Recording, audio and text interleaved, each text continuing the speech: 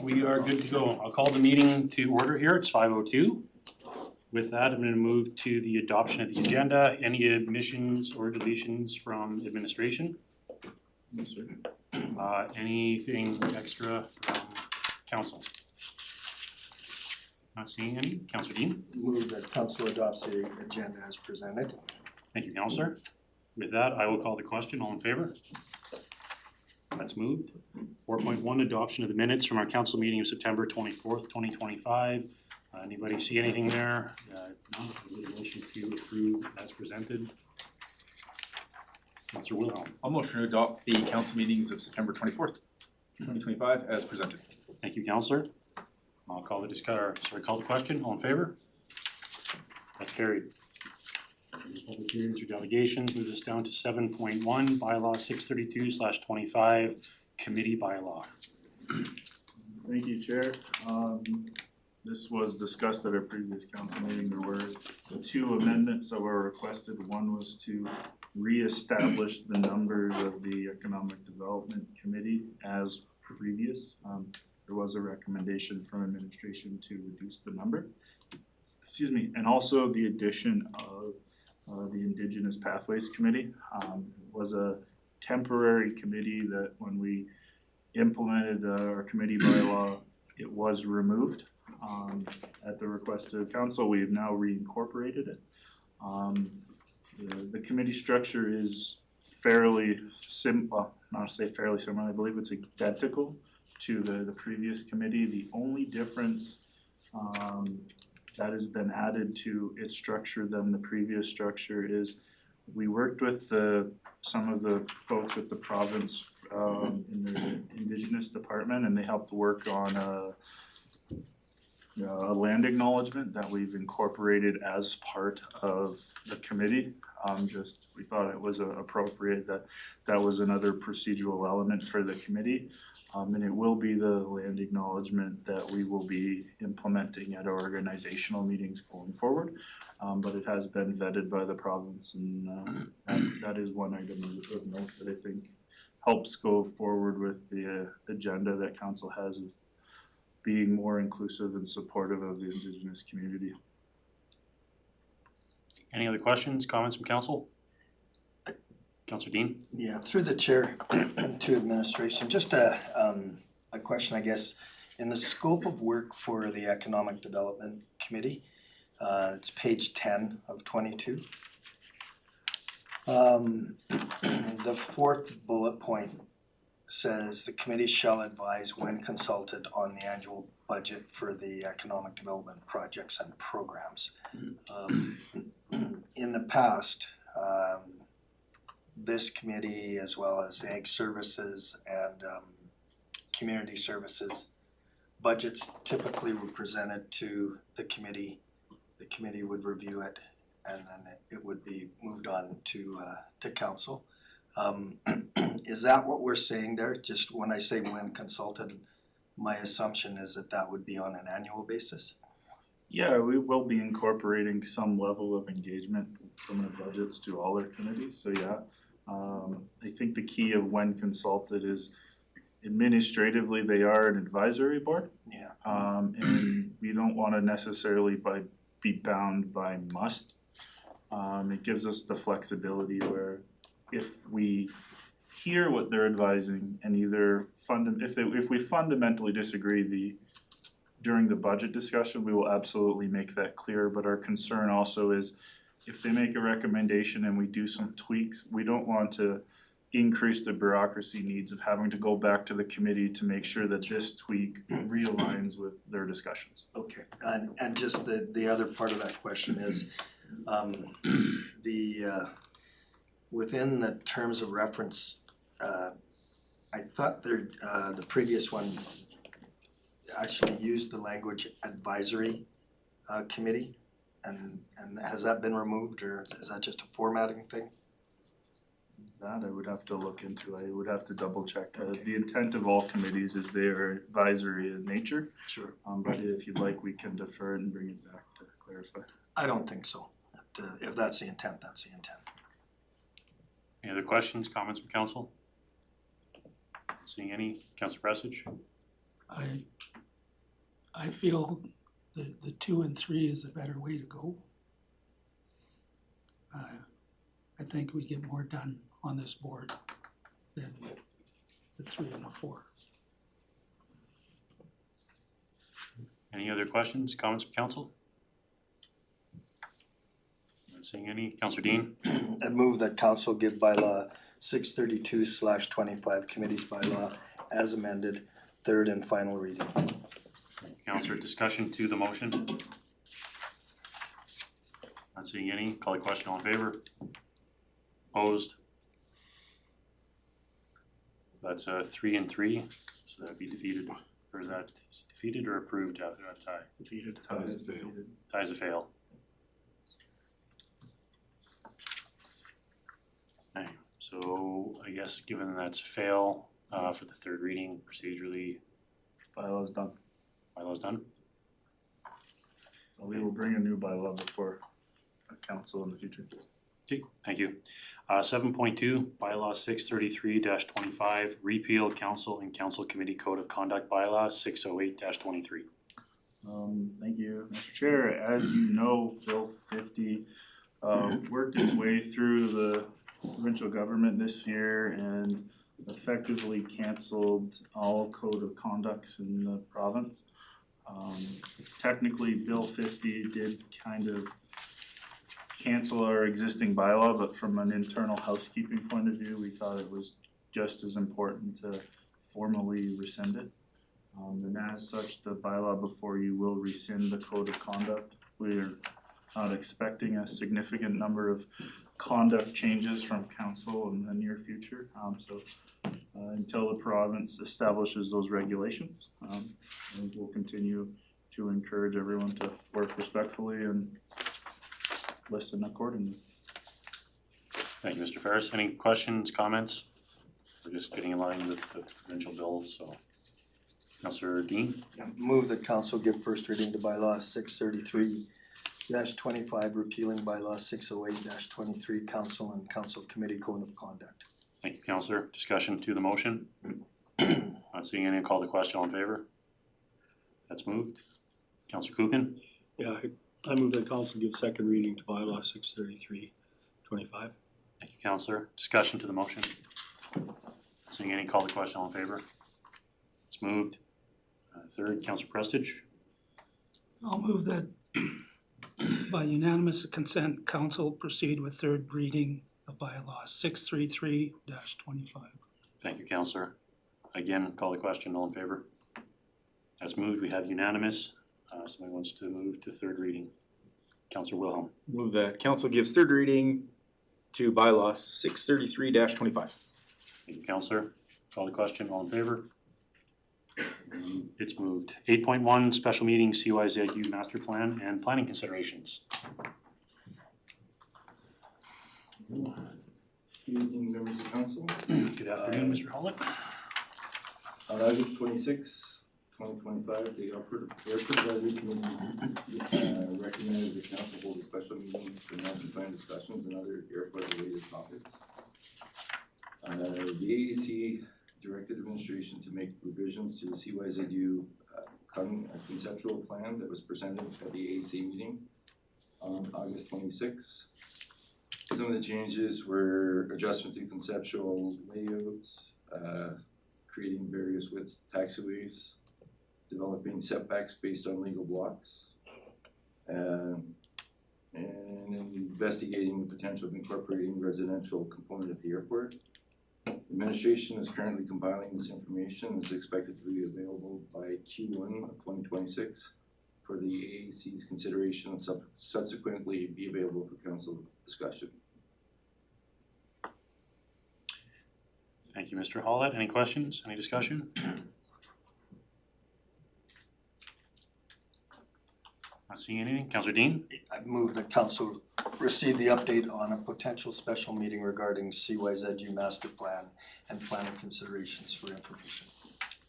Thank you, Councillor. Discussion to the motion? Not seeing any. Call the question. All in favor? That's moved. Moving along, 9.1, council reports. Start with Councillor Prestige, be your last set of reports you're giving us, so. Mhm. Well, I had a West End bus meeting. Everything seems to be working good. We have the new bus and we're happy with it. We gotta do a few modifications with the seating. And that's about it there. I went to the carbon capture conference. You hear people say that carbon capture is dead because carbon tax. It's not. It's stronger than it was before. They're realizing, even though there's no carbon tax, they still have to lower the emissions. So it's full speed ahead on that. And then the Thursday night, we had the meeting with Ontario Power on the nuclear plant that they're proposing here. Very interesting, haven't really proceeded much. It's I kind of asked them to give us a ballpark figure when. They said when we decide it'll be 5 years to build it. And that was about, they have no idea where it's going yet. But, it was interesting talking to them. And that's it. Hey, any questions, comments for Councillor Prestige? Councillor Gross?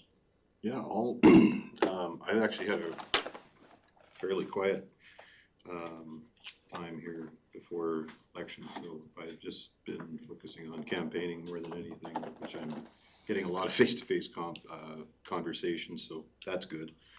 I don't really have any board updates though. Sorry, from any of the board meetings that I've attended, because I haven't attended any, so. All right, any questions for Councillor Gross? Councillor Kuchen? Yeah, I on the 1st of October, I attended the forum, which was quite interesting, in Blue Ridge. And then it was Face the Kids. I had 16 kids at the council chambers in Fort Assiniboine. The teacher had set up a question and answer session, and it was pretty challenging because these kids asked a lot of questions that, you know, there's no real answers to, but they're concerned about. And the conversation was about the SMRs. What was that, you know, and you know, what was our stance on invasive species. And it was a really interesting that these kids were so engaged, that the teacher had them so engaged in some of the current events that were going on. I have to say thank you to Jen Christensen for bailing me out on the pine beetle question, because they asked me, you know, if pine beetle was a real problem, and the only thing I knew was that if we had a really cold winter, it would freeze the pine beetles out. And so she came in. I guess the service board had a piece of wood that showed exactly how the pine beetles damaged the wood and all of that stuff. So it was a great session. They did ask some questions about governance and who was important, and I told them that as councillors, we think the kids are the most important because they're our future, and so I got some kudos for that. But I think just from that experience is that we should open our doors a little bit more to that, because I think kids are curious as to how decisions are made and you know what things that we do as councillors that help our municipalities. There was a few questions about roads and stuff like that too, so their parents had some influence on that. So that was really interesting. And then I attended on Monday the regional Ag Service Board convention in Thorhild, where we went through a lot of the same stuff, and which was interesting. There's a lot of concern about you know, some of the different rules and regulations that are coming down through for agriculture.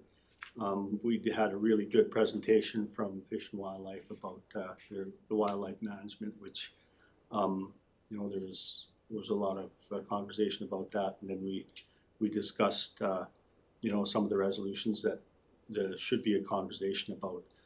The one that I brought up was access to a provincial inspection for slaughter, and I believe it passed, Al, that it was one that we were gonna talk about, so.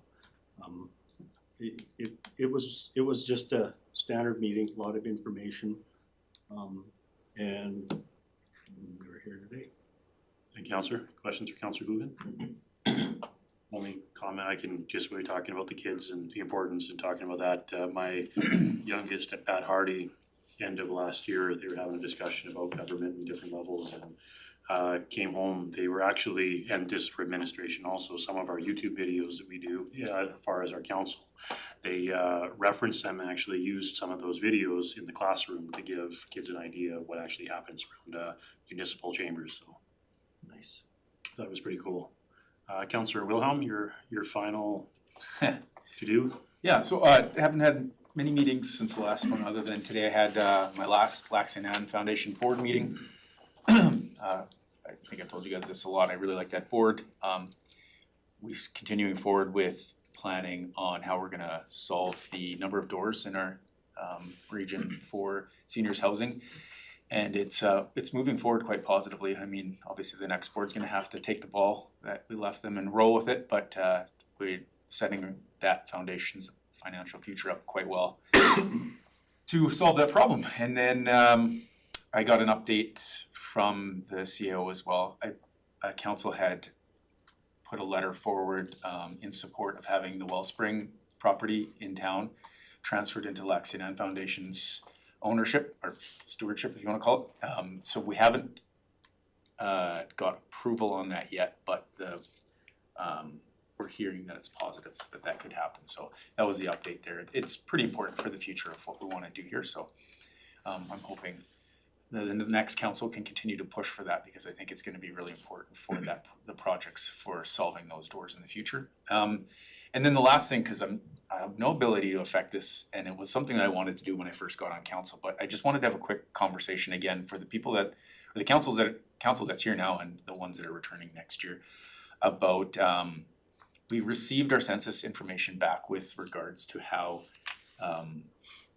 each of the divisions are broke down population-wise, and I do think that the disparity that's happening in some of the divisions is still quite large, and I'm hoping that the next council and the administration can work to potentially doing a redrawing in the new year, and fix that disparity, because I think it's only just best for all the residents if we, you know, fix the lines and make some of them make sense. I think I told you guys about Range Road 121, it's split right down the middle. Half of the residents were mine, half the residents were Al's. It led to some confusion, and I just feel like that doesn't need to be there, so it's something that I'm hoping that we can remedy in the future. Any other questions, comments, Councillor Wilhelm? Councillor Dean? I don't know if this is a question to Councillor Wilhelm, but maybe to administration on that subject of redrawing boundaries. Is there an established process for that? Through the chair, there's a justification process that needs to be presented to show the logic behind where the lines are, and quite honestly, within the 2026 proposals for our budget and project list, and within our business plans, our recommendation going forward to council will be that in 2026 you do it. That way council can learn their new divisions over the next 4 years to make it consistent for all ratepayers going forward.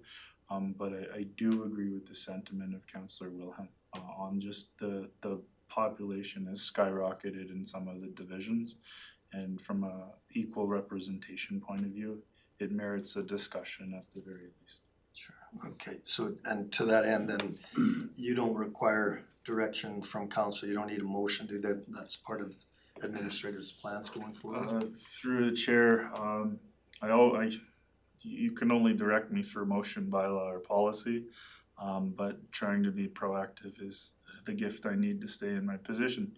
So council will either adopt it in the budget and business plans as they're presented, If you want to absolutely make sure it gets done, of course, we would recommend a motion. But those other options will be mechanisms where you'll also endorse it with a motion. It's your choice.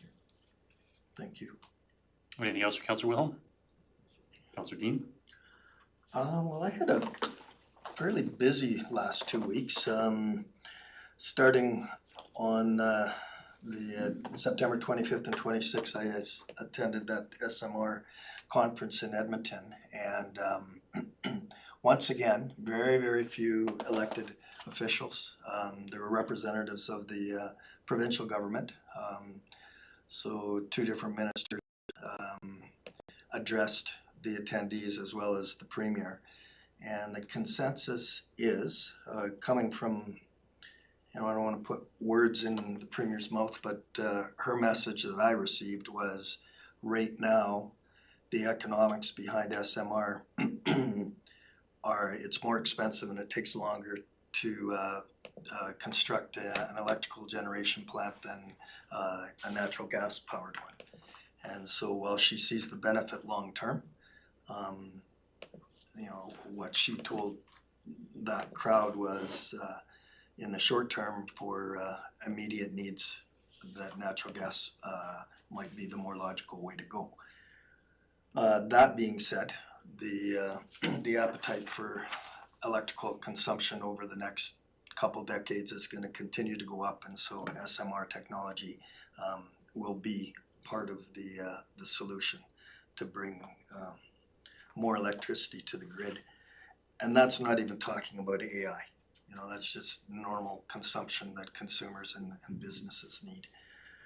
And as Councillor Prestige had mentioned, we met with Capital Power, and one of the interesting things that came out of that meeting for me was trying to get a handle of where they are in the process for site selection. And they said their feasibility study had 98 metrics. So there's 98 layers that they're going through to evaluate things. So it's it's nowhere near completion, their feasibility study. And the province itself is going through an RFI process, looking for input from all kinds of players in that field as to what thoughts are on SMR technology. So overall, the conference had a very positive note, but the cautionary piece of it is that it's going to take some time. On the 29th, I had a telephone meeting with a reporter from the National Observer in Ottawa, and she had gone through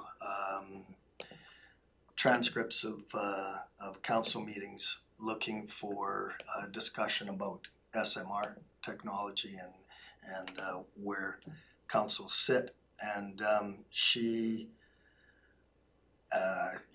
in her search, she found some information on a report that I had done on the Wonder Valley project up in the Greenview Industrial Gateway, after coming back from the EDA conference in April. And so she wanted to talk about Woodlands County, SMR, and AI. And so of course, I told her there was really no linkage in that, but that we had been shortlisted by Capital Power as a potential site. So I have a feeling when she didn't get anything really interesting to talk about, that there probably won't be anything coming. But I just wanted to make council aware that she did call me. On October 1st, I attended the county candidate forum in Blue Ridge, and that was a very worthwhile affair. I would say there was probably 60 people in attendance, so it was nice to see a lot of folks out.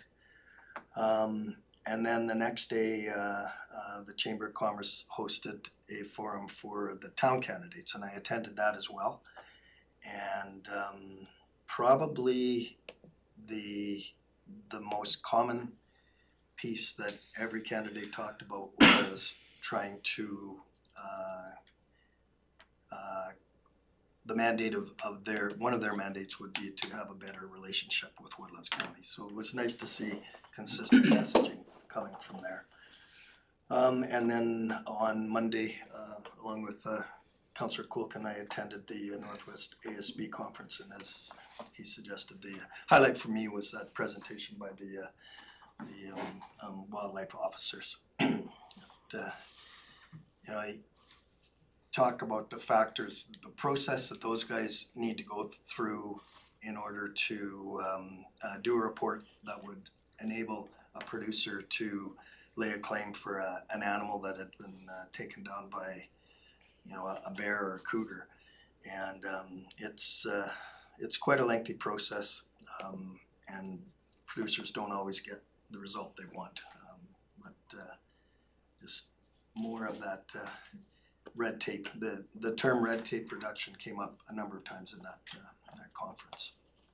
And that's it for me. Thank you, Councillor. Any discussion for Councillor Dean? For mine, I just want to start off by first off thanking candidates who aren't going to be, or our councillors who aren't going to be returning, Councillor Prestige, Councillor Williams, and Councillor Wilhelm. Last 4 years, 6 years with Councillor Prestige, it's been an honor sitting up here and working with you guys. And I know we don't always see eye to eye in a lot of things, but there's always been really good conversation back and forth and things. And I believe that overall we've moved the municipality over this term in a better position. And to the councillors who are still campaigning and hopeful to get in again, best of luck to you guys. I know it's been long run sitting here, and I thankfully don't have to sit there with the butterflies and the nerves that you guys got coming up. But again, see where things go. I guess that'll be just one here, Councillor Burrows, rerun. With that, I want to start. I also want to apologize to administration. My clock today was about an hour behind where I should have been. So if anybody in the MPC board or administration, for I guess it was a really short meeting today, was held up on me, I do apologize. I tried teaming in about 20 minutes too late after I realized what time of the day it was.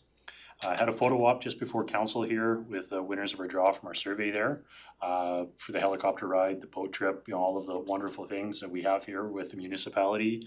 And it sounds like they're pretty excited to make the reservations and plans, and pictures should be coming out with more information on what they had. I attended the candidates forum also. Great job to all of the candidates, everybody who, from the municipality, and all of the questions, and obviously thank the chamber for putting that on. But it was a very well run program for the night, and we have a lot of very, very talented, hopeful candidates coming in to fill some of these positions. So looking forward to see what happens after the 20th. Wasn't able to make the town candidate, but again, thank you to the chamber for making that visible online, so be able to sit back after and actually see the candidates and listen to it there. We had a Whitecourt solid waste meeting, question that came up from administration we brought forward again. And I know it is a concern with a lot of residents, especially contractors, on the disposal of waste concrete in the county. We used to be able to take it to the town, they would put it through their processing like the rest of it.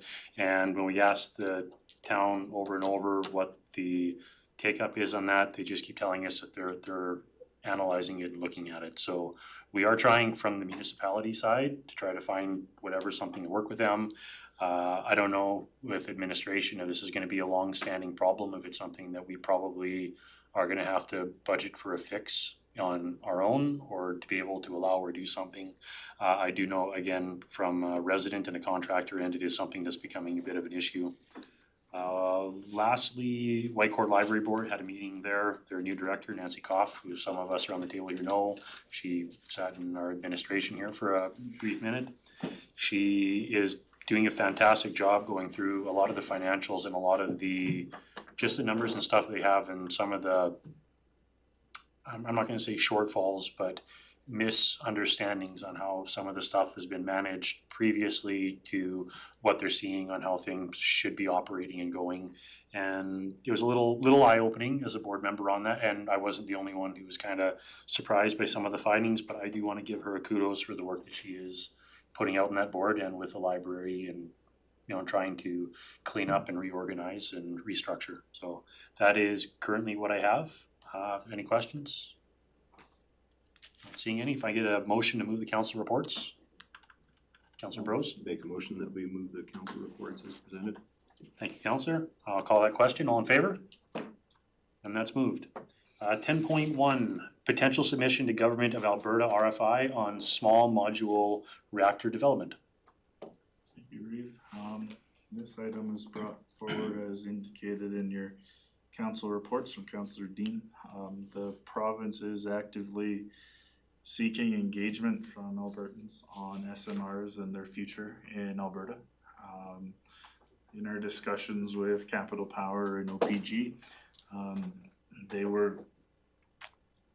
they seemed overly positive with the results of our survey that said, I believe approximately 81% of the county is overall either in favor of SMRs or open to discussing it further.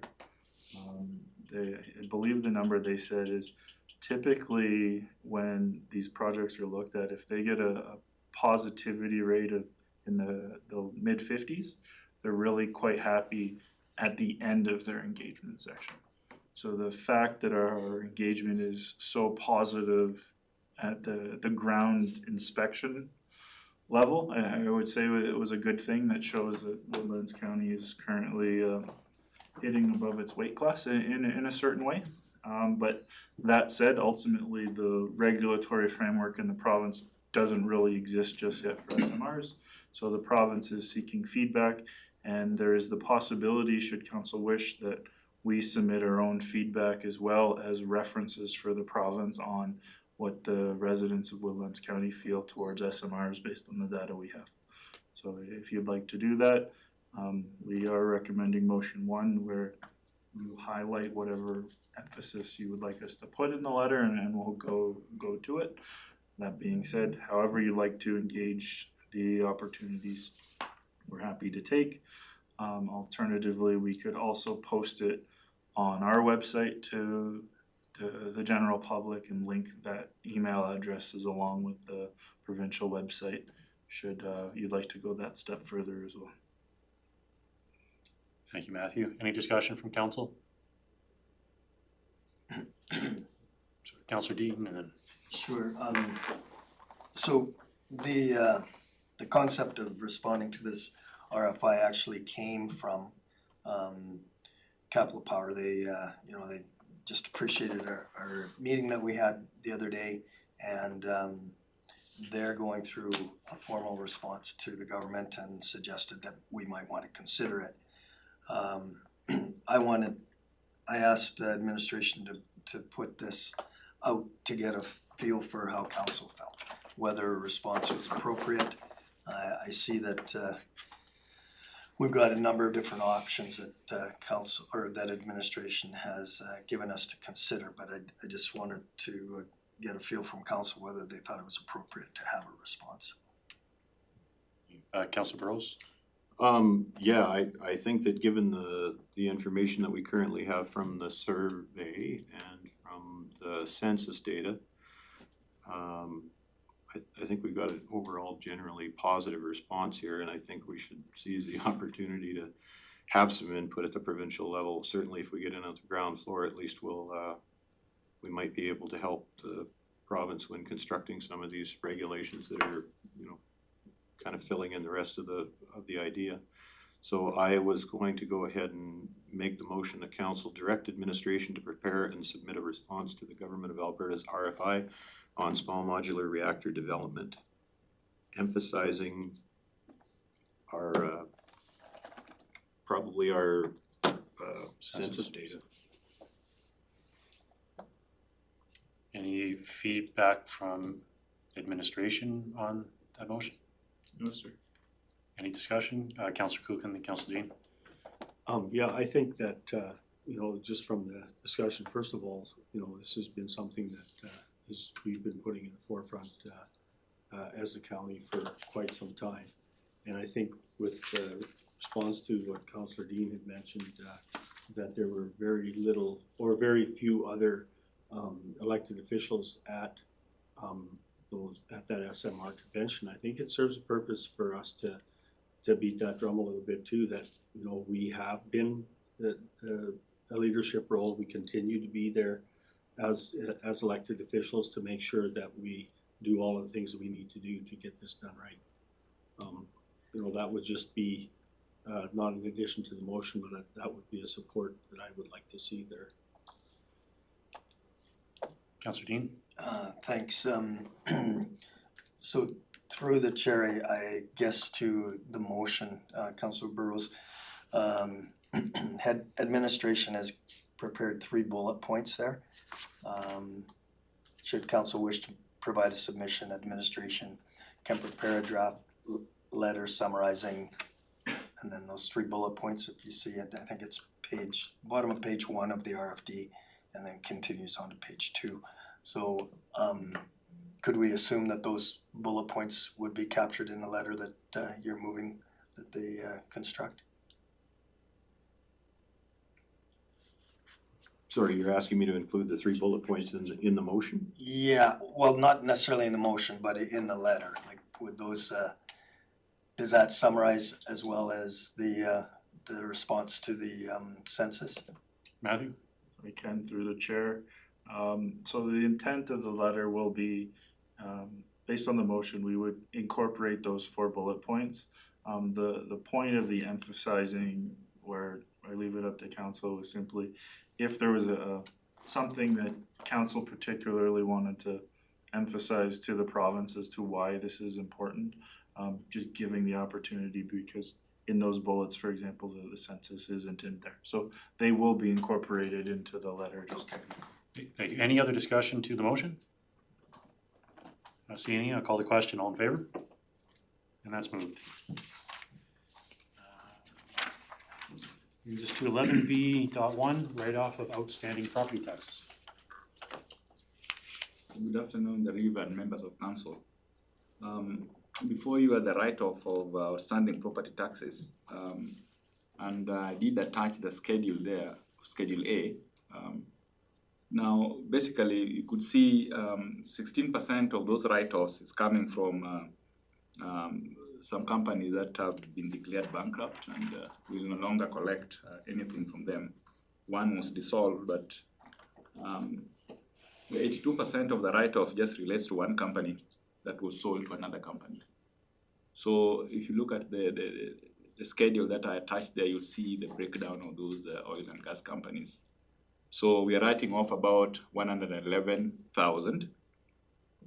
And of course, once we write this one off, we'll be eligible to apply for PAC so that we can recover, you know, as part of the credit or school tax and probably some BIP. Councillor Burrows? Just have a point of clarification through the chair. So the province, and we had this happen in the past where a company that hadn't paid its taxes sold wells to another company that hadn't paid their taxes.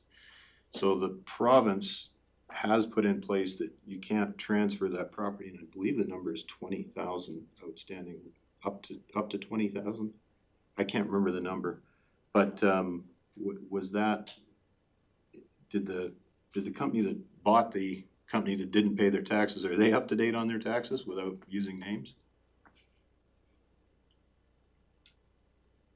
We didn't want to put their names there. Are you asking me to? No, I don't want you to put the name. I'm just asking, did they pay their taxes, the ones that bought? The ones that bought, of course, they are paying their taxes moving forward. But the taxes that they are not paying are from the old company they bought from, and that is, you could see their previous ones, 2022, and all those additions that are there are just penalties that keep on piling. Yeah. But they are historical. So moving forward, the new one is they're paying their taxes.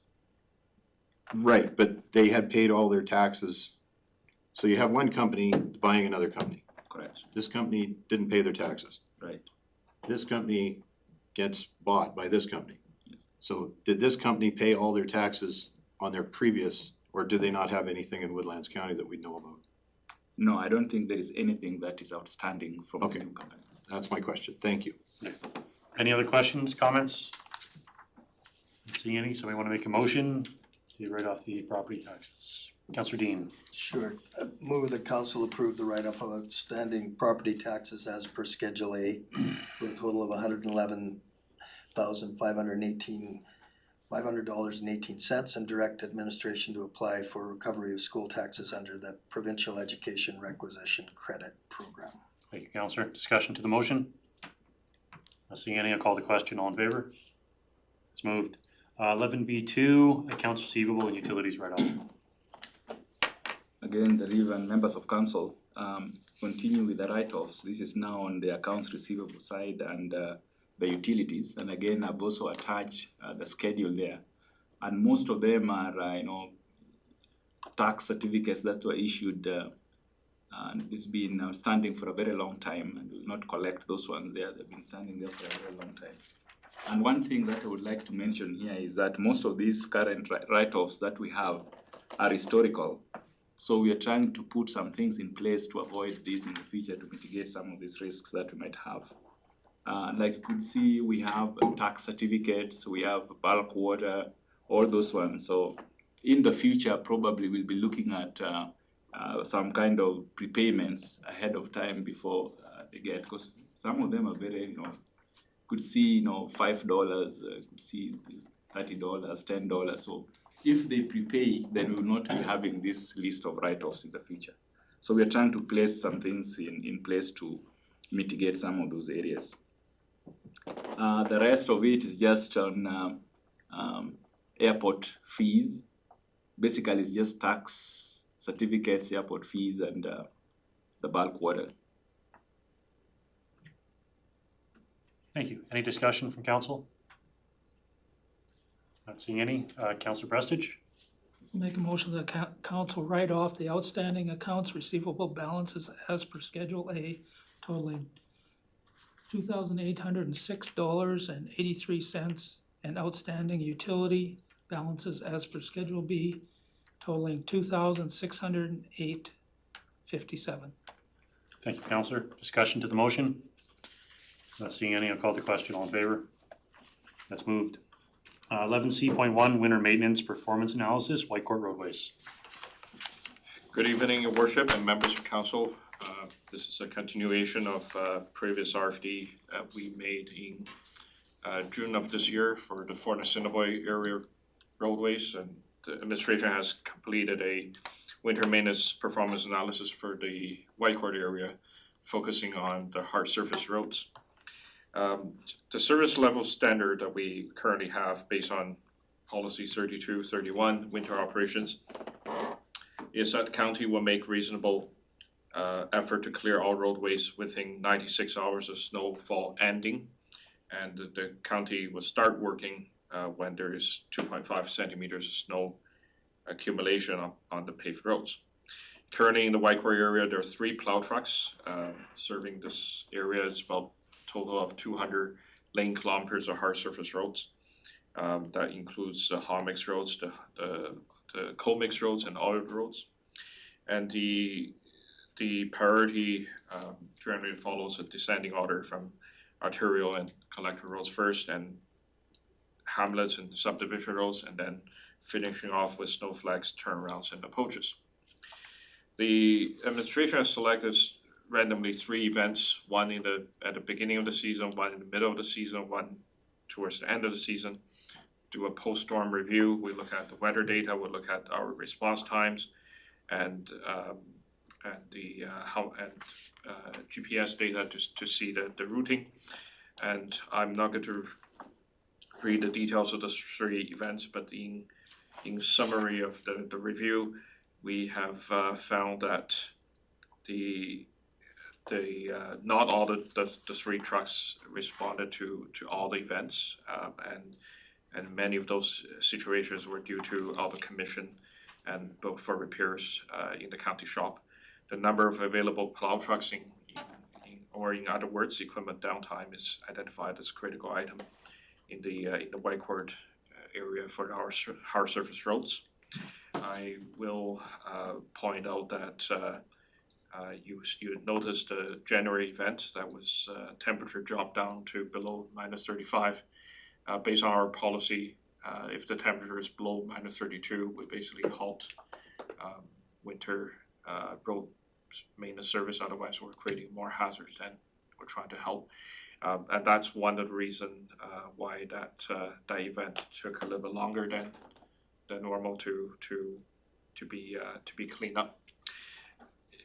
So based on our review, we still believe, comparing with our level service standard, we believe we have met the required level service, although not without difficulties such as equipment breakdowns, successive storms, microclimates and causing icy conditions, and warm spells, which seems to be more and more often, and then extreme temperatures and all those challenges that we have to face.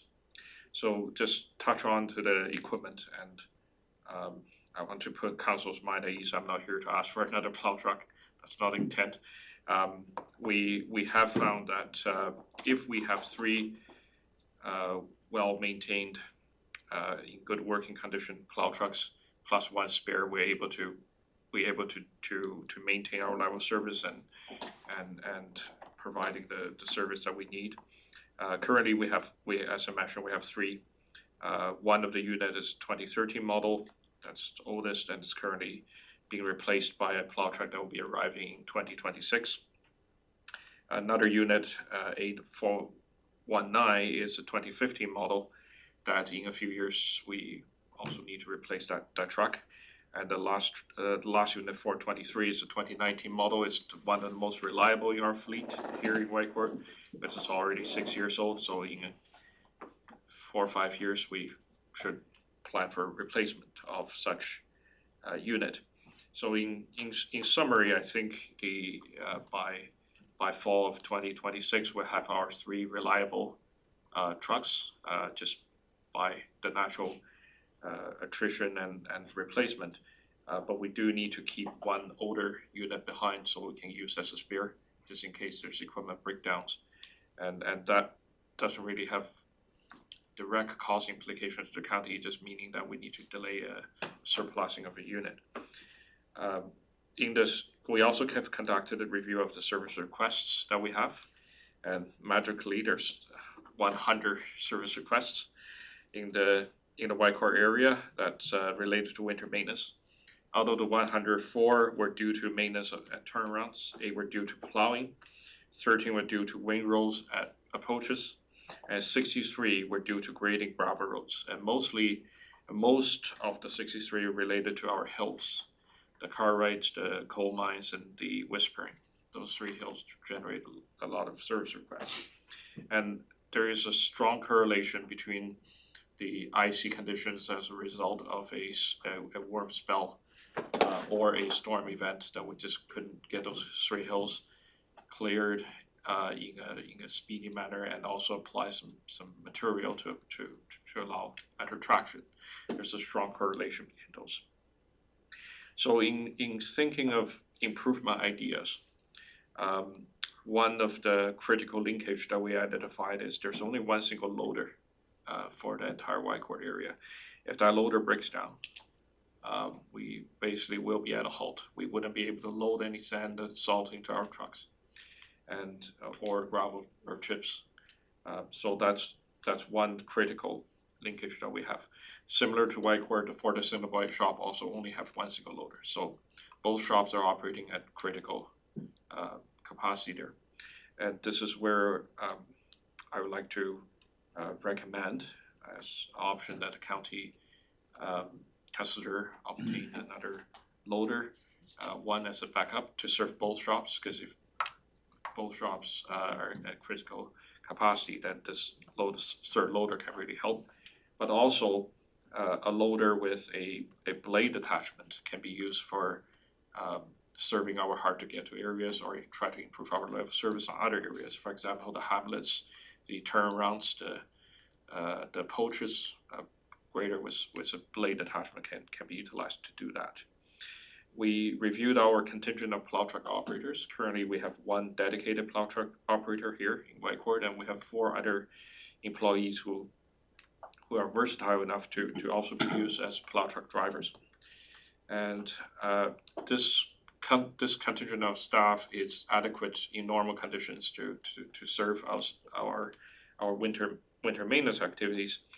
However, there is benefit to hire one more seasonal operator in the winter period to provide a cover off and relief during storm events. When there's a storm event, the staff are working 10, 11, 12 hours, and if you work 2-3 days of that, you're really burning staff out, and having a seasonal operator can really help that, plus other winter activities that we need to do. One more idea, or one last idea, is that currently the county operators and equipment clears the office parking lot first before they go out to plow the roads. However, in the morning rush hour, I believe there's a benefit if those staff and equipment can be dispatched onto the hard surface roads and provide a better level of service to our residents. So one idea that was brought forward was why couldn't we consider outsourcing the parking lot snow removal to a third party to so that the county staff and equipment can be on the roads and serving residents better during morning rush hours or before morning rush hours. Those are the two options two questions I have for council. One on the loader purchase, and I certainly would recommend to consider purchasing a loader for the 2026 budget. And then the second question is for the administration building parking lot. Now I will just say that these two have a little connection between these two options.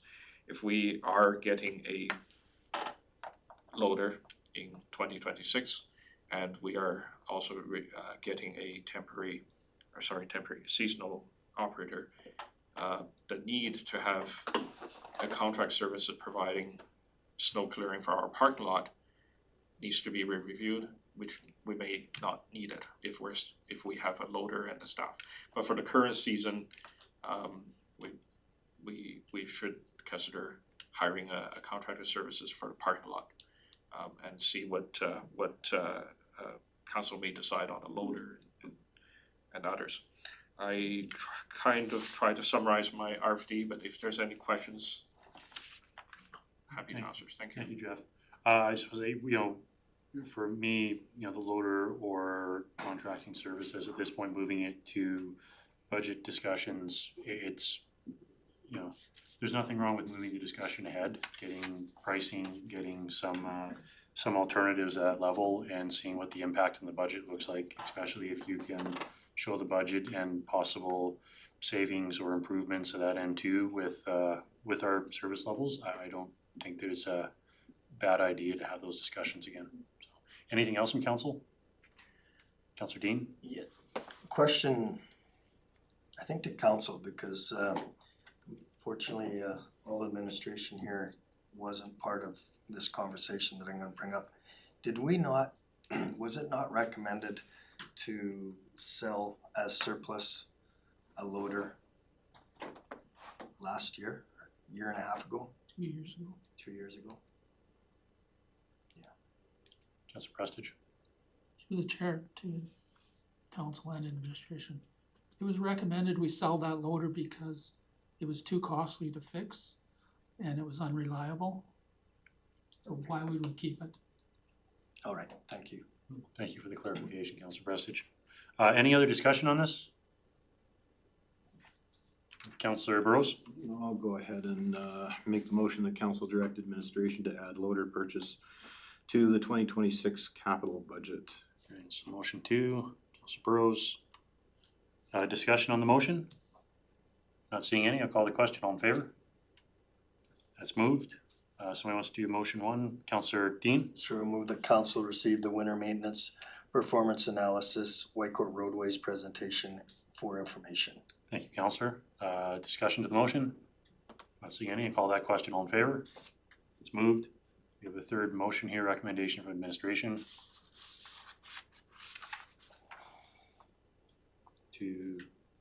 I'll make the motion. The council direct administration to obtain contracted services for office parking lot clearing.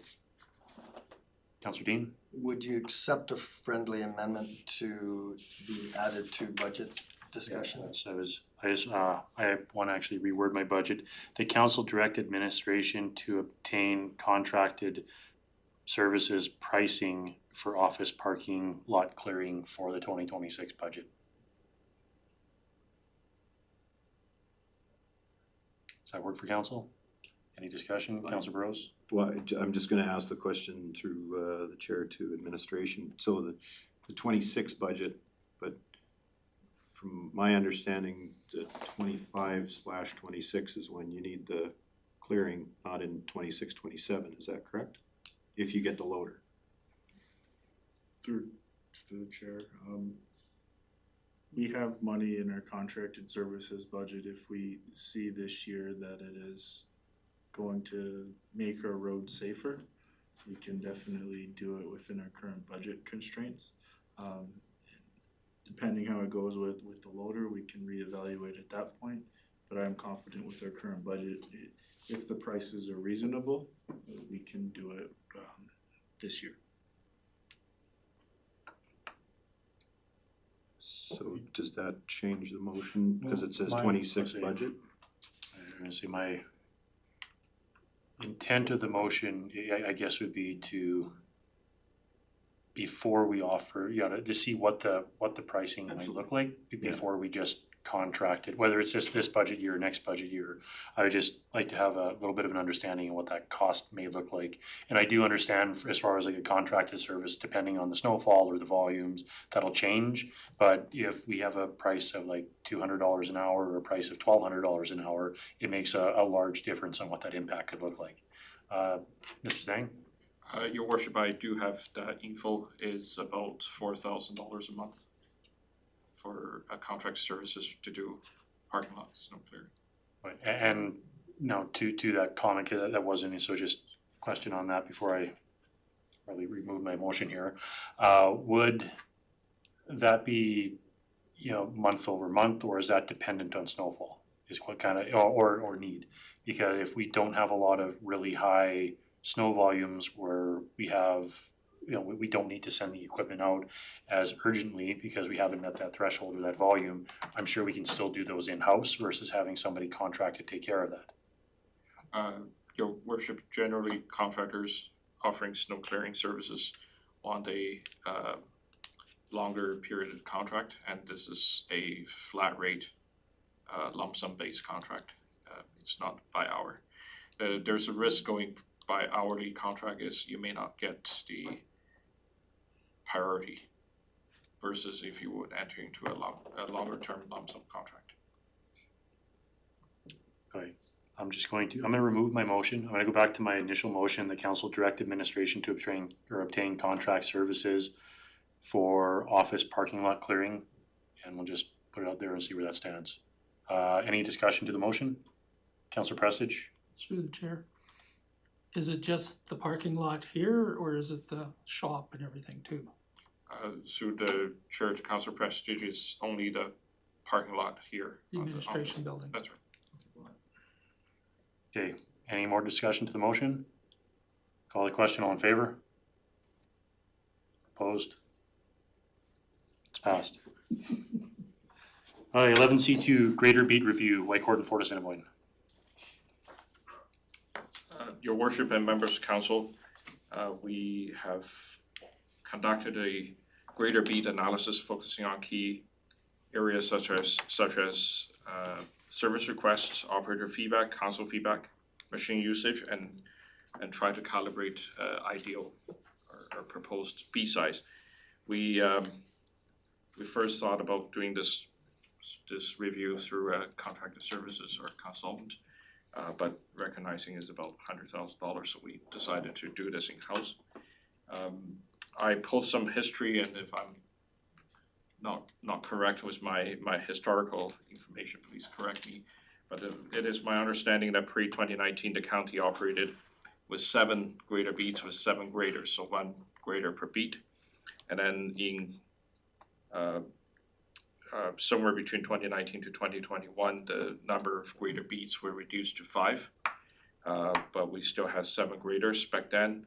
And in 2021, the two extra graders were surplused, so we're down to 5 grader beats and 5 graders. And that is from what I can tell, the established level of service based on the history. A total of 4 new graders arrived in the past 18 months from 2024 and early 2025. So we currently have 8 graders in total, 4 new ones and 4 older units serving our county. We have been holding off on bringing to council for surplusing of graders, just pending the result of this review. I don't want to accidentally sell or come to council asking for surplusing units if those units are determined to be otherwise needed. So in 2026 budget public engagement survey, 89.36% respondents said infrastructure and road maintenance is the highest priority for them. The grading level service is not established by policy in the county, but we do have a project for 2026 that we want to tackle, which is to define the maintenance standards in alignment with the road classification. So in terms of road grading, we grade gravel roads to remove washboards and restore the crown of the roadway and crossfall and promote drainage flow and also fill potholes. Moisture is extremely important in achieving the result that we intended. During periods of dry spells, there's not much we can do other than applying water at very select locations. The cost would go up pretty quickly if we keep supplying water on every single road. Similarly, in an event where there's lots of moisture, it's also making our grading effort very difficult. Our grader sinks into the road. The counties in general adopts a bead-based grading practice. There's some good benefits of a bead-based practice where you have dedicated resources for dedicated areas and you have staff who's spending their time in one single area and gain the local knowledge. There are some drawbacks of the bead-based system as well, especially on the rigid and fixed boundary type of beats, where the operators may be more inclined or be required to just follow rotation and stay in the beat, and that does not allow the work to be condition-based or need-based.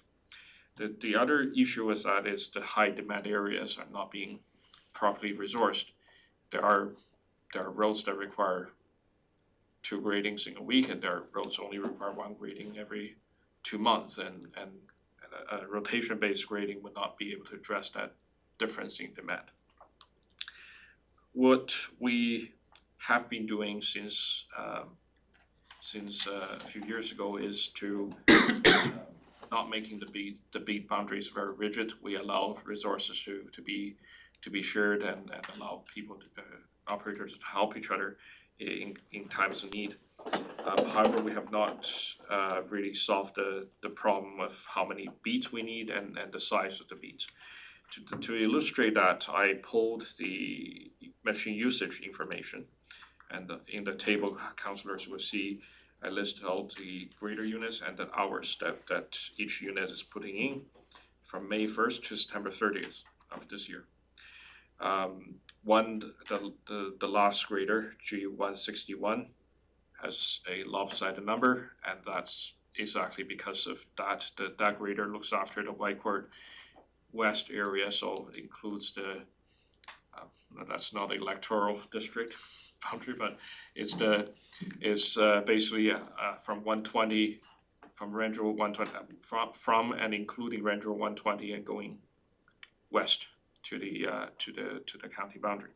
So that's and councillors can see how many hours that grader spends, and that coincide with the high priority roads in the beat for that grader. So out of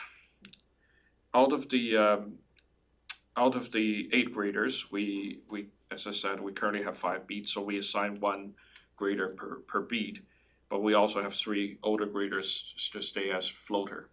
And that's very important when you are dealing with older equipment and also with weather challenges that you just have to throw resources at in a very short period of time. So this is one major learnings that we had in our review is the importance of floaters. And I can speak from my experience from last year that last year we challenged with only 5 very old graders, and they keep breaking down. And there are days that I run around trying to find contractor graders, and that the service request review also show that the importance of having additional resources. So just moving on to talk about the service request. Last year we have 182 requests for the whole county, 179 from the Whitecourt shop area, and 3 from the Fort Assiniboia shop area. And for the same period of this year, in 2025, we have 115 requests in total, 112 from the Whitecourt area, 3 from the Fort Assiniboia shop area. There's almost 60% reduction. There's probably a multitude of reasons, but I believe the number of floaters we have, the newer graders that we have, the use of water truck, the use of handy hitch rollers that we tried, all those changes contributed positively to the reduction of service requests. Towards the end of our analysis, we also towards the end of my RFD, I also provided the feedback we received from staff. Those are who are the experts in the field in doing the job. They have told us the hiring of water trucks is easier this year because we revised the requirements for hiring equipment, making hiring water trucks and gravel trucks a bit easier. This year we had about 200% increase in the number of companies who registered on the listing. The hand hitch roller, we currently have 3 in the county, and the 3 staffs who use those hand hitch rollers told me they really like it, and one staff told me that they're able to extend the interval between 2 grading events longer by 50 to 75%. So there's definitely a benefit from a cost perspective, a cost saving perspective. Road stabilization, this year we have increased the amount of resources and money we spend on road stabilization, and we move on to a selective road stabilization strategy to try it out. I have spoken to 4 residents who wants to advocate for road-based stabilization rather than the challenging areas, the selected areas. But that's something we can certainly discuss at council for 2026 operating budget to see council's desire on the 2 different philosophies that we have. We also heard from the Fort Assiniboia shop that the staff felt that 2 graders and 2 beat for that shop is adequate to achieve the level of service. For contacts back in 2019 or pre-2019, there used to be 3 beats out of that shop, and therefore 3 graders. And that's perhaps one area that if we relook at redrawing the beat boundaries, that we don't have to restore that back to 3 to try to save some money for county. So at the end of my my research, we are looking at a proposed grader beat map. I did provide 3 options there. Option 3 is to stay with the current 5 grader beat, which will see a reduction in level of service from what is there today. because we do have the 3 floaters that we currently use. The graders will also be houring out at a faster rate. There's also reduced ability for us to respond to requests from landowners. However, there's the benefit of that we have less equipment to look after, and the surplus can generate immediate cash flow. Option 2 is return to a 7-beat and 1 floater scenario. That resembles the greater beat prior to 2019, with the floater being the addition, which is going to keep hold back a older grader from surplusing. That way we try to deliver service to a 2019 or pre-2019 level. And the drawback would be that we will have to buy 3 newer graders to be used as regular graders for the beats. Because generally you want to assign 1 grader per beat. Option 1 is the 6 grader beat situation where we would need 2 floaters to be kept behind from surplusing. In this scenario, we are recognizing the Ford area only need 2 grader beats, but the Whitecourt area needs 4, and then the 4 grader beat for Whitecourt will resemble the pre-2019 scenario, and at the same time we're trying to redraw the boundaries. So we take Ranger 120 out of the grader beat, who is putting 866 hours in 6 months. We create a new beat for the East Mountain and all the subdivisions along Highway 43. We also will be splitting reducing the size of Selmo and reducing the size of Blue Ridge beat. So by creating the 4th beat. The benefit of this scenario is we're balancing based on the resource needed of the priorities and travel needs, but also try to utilize the existing number of graders that we have. And in this scenario, we need to eventually schedule for 2 grader replacement, so we achieve 6 newer graders, 1 grader per beat. Currently we have 4. So that's one of the question for council. A second question for council is the hand-to-hinge roller purchase. Now, this is not new to the capital plan. In the current capital plan, there's already a line for hand-to-hinge rollers, one unit for 2026 and 1 unit for 2027. Some of the options and option 3 is just stay with the current capital plan. There's no financial changes. It's already part of the approved capital plan. Option 2 is to purchase 2 hand-to-hinge rollers. So basically, there's no additional money needed, but we need to advance money from 2027 into 2026. Option 1 is to do what's option 2, but plus 1 more unit purchase. That way, coincide with the 6 grader beat scenario, where we can supply 1 hand-to-hinge roller per regular grader per beat. Try to realize the benefits of hand-to-hinge rollers. That's the summary of my RFD. I have attached some rough drawings. In the attachments, those are proposed.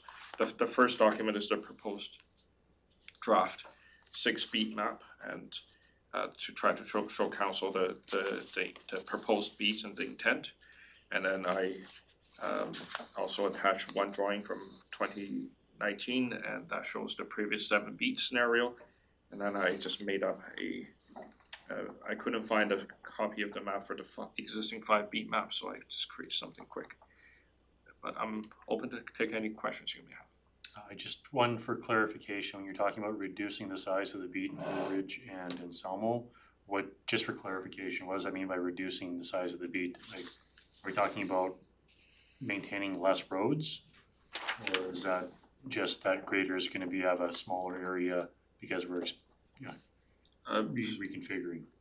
To the chair, by reducing, what I mean is reducing the number of kilometers in a beat. So currently the Selmo grader, for example, The Anselmo grader goes all the way to Highway 43.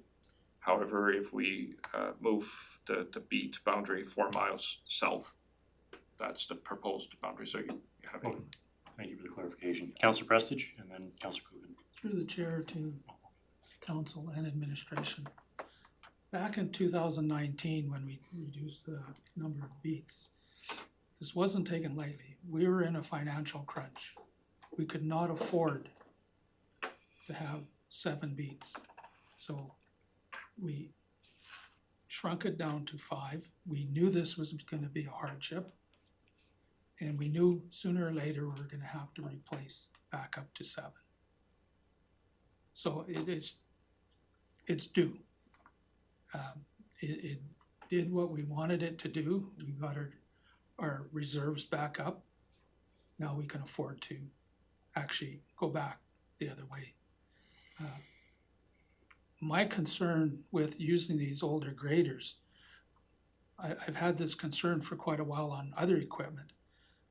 Council's told we have to replace equipment because it's wore out, it's no good anymore.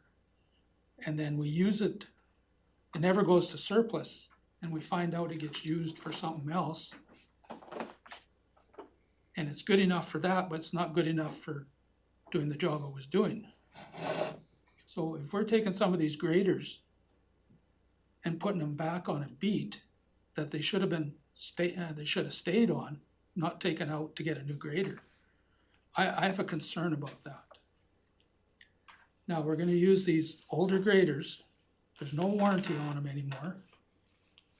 If we drop an engine or a transmission or the drivetrain and you sell the grader and you get $150,000 for it at the sale, well, you can put $100,000 into repairs into that grader. Then you got a $250,000 grader that's only worth $100,000. So there's a fine line which way you're gonna go. Mr. Ferris? Thank you, Reeve. Just through the chair to Councillor Prestige, one thing that's actively being worked on administratively is our life cycle plans for equipment. We are looking at increasing the life cycle. If the public's day-to-day driver can last 200, 300,000 kilometers, there's no reason our vehicles can't. So the last draft I saw, we were looking at increasing the life cycle of almost all of our equipment to extend it to go further. Just because when you look at our comparable municipalities, their life cycle plan maximizes the resale value. I think some of these municipalities are putting too much emphasis on the resale value when it comes to the surplusing, because that resale value is the only way you can afford a $600,000-$700,000 grader now in a lot of situations. So we don't take that lightly by any means, and it is actively working, and our hope is, if not by the end of December, in January, we will be bringing forward a new life cycle plan to council with minimum number of hours and kilometers before we look at surplusing or getting things out, because we do take that very seriously. Okay. Anything else from council? Councillor Coogan? Yeah, through the chair, to council, I think Bruce was trying to spend some money because he's not gonna be here next cycle, but no, seriously, I think that what I heard from Jeff was that if we have some of those older graders that are still servicing the county well as standby units, I think that'll extend the life of the newer units, and so you know, I'm looking forward to seeing how they're going to do that life cycle balance. But I do agree that you know, the amount of graders that we have for the amount of kilometers that we do and the service level we have, there has to be some work done there. Councillor Dean? Through the chair to Mr. Zhang, just for clarification then, option 1 that would have 6 grader beats with 2 floater graders. So that's, we currently have 8, if I heard you right. We have 4 fairly new ones and then 4 that aren't as new. So we're gonna keep all 8 and we're gonna put 2 of those into regular service and then the other 2 would be floaters. Through the chair to Councillor Dean, yes, that's the intent, and we, if we schedule for replacement of the 2 older graders that's assigned to a beat, when those 2 graders, the 2 new graders arrive, then we look at our fleet and we keep the 2 best and surplus the 2 worst. Okay. It's the intent. Any other questions? Councillor Dean? Yeah, just, I'd be prepared to move that council receive the presentation for information. Thank you, Councillor. Discussion to the motion? Not seeing any, I'll call the question. All in favor? That's moved. Second motion, Councillor Dean? Yeah, I'll move that council direct administration to establish 6 grader beats with 2 floater graders. Thank you, Councillor. Discussion to that motion? I'm not seeing any, I'll call the question. All in favor? That's moved. Then we have the third motion here again. Councillor Dean? Sure, move the council direct administration to bring updated handy hitch roller purchases to the 2026 capital budget. Thank you, Councillor. Discussion on that motion? Not seeing any, I'll call the question. All in favor? And that's moved. It takes us to our closed session. If I can get a motion to go into closed session under FOIPS 20 and 32. 19. Thanks for coming. Councillor Coogan?